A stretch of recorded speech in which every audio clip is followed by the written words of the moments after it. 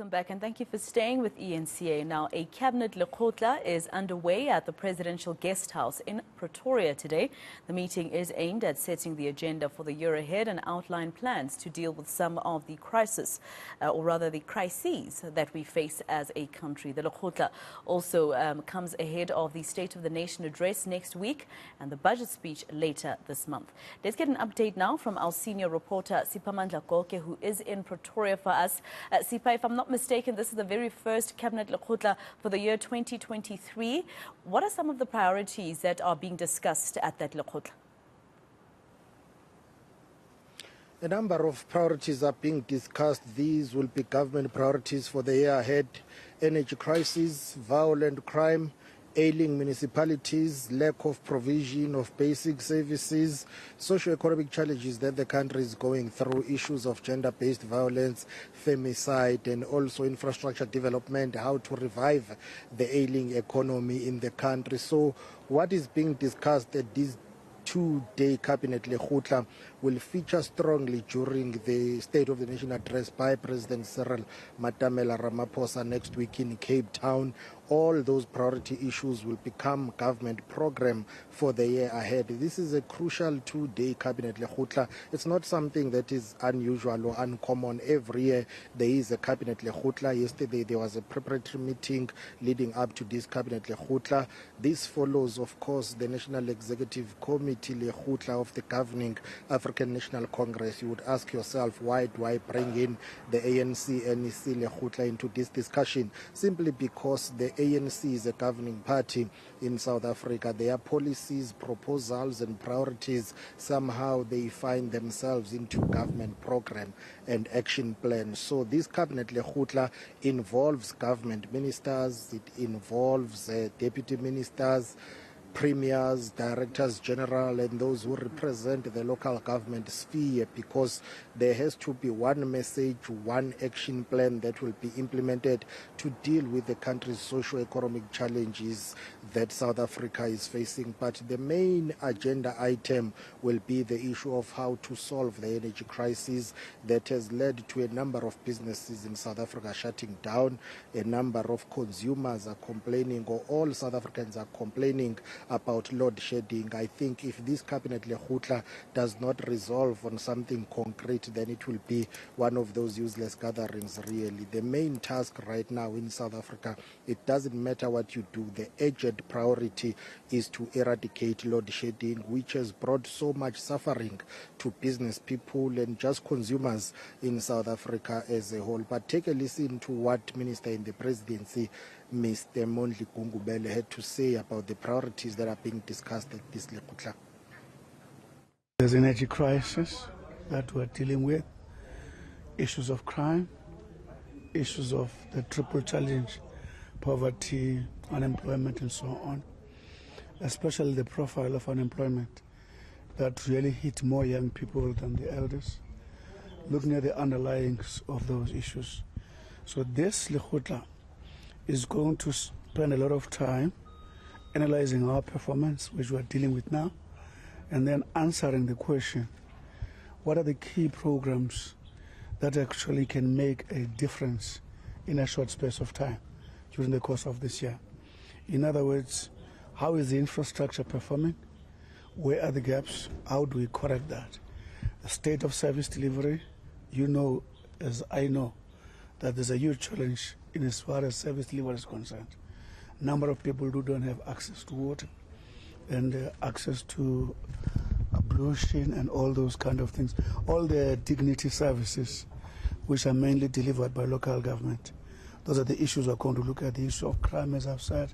How do we make sure that our security system include as many as possible? And how do we make sure that we keep our fiscal path? What do we mean by our fiscal path? In other words, to all the fiscal goals that we have committed to, that we are not found to be dilly-dallying in as far as the investor community is concerned. One other issue, Sipa, that I saw a few journalists raise as the minister was speaking to was the issue around the Deputy President, David Mabuza, who leads the task team, the political task team into eSCOM, I understand, but he's not there Was there anything said about the fact that he's a no-show once again? He has sent an official apology, is not attending this cabinet Lekgotla. On the surface, that may look like nothing is happening, but this is a transition that is being managed. It's very rare and it's very bizarre, actually, that the Deputy President of the Republic, who happens to be the leader of government business and he oversees a number of state-owned entities, is not attending a cabinet Lekgotla. He is a very crucial part of that executive and he needs to be present. However, we were told by Minister Mondli Gungubele that he sent through an apology. It's not something unusual to apologize, not to attend a meeting, but it was bound to raise eyebrows and some questions as to what is happening with the Deputy President of the Republic of South Africa. There were reports that he had indicated to President Ramaphosa that he wants to resign as the Deputy President of the Republic. Remember, he was the Deputy President of the ANC before the December conference of the governing party. He was not re-elected. Therefore, speculation is rife that he will make way for ANC Deputy President Mr. Paul Mashatile. That's how things work in the ANC usually. It's preferred that the Deputy President of the ANC becomes the Deputy President of the Republic, just like the President of the ANC preferably should become the President of the country. So it's the case with David Mabuza. I can tell you that indeed what we are witnessing is a transition at play here. Our sources are telling us that he's probably going to be seen in public during the State of the Nation address by President Ramaphosa next week. That will be probably his last public engagement and appearance as the Deputy President of the Republic, because the ANC in Gauteng and the Secretary General of the ANC, Mr. Fikile Mbalula, has written to the Speaker of Parliament or National Assembly to say the ANC will be making some changes. Mr. Paul Mashatile's name has been submitted to be sworn in as a Member of Parliament. That will pave the way for Mr. Mashatile to be then appointed the Deputy President of the Republic of South Africa, replacing Mr. David Mabuza. Of course, many people are waiting for that cabinet reshuffle by President Ramaphosa. A number of ministers are said to be going to be affected by that.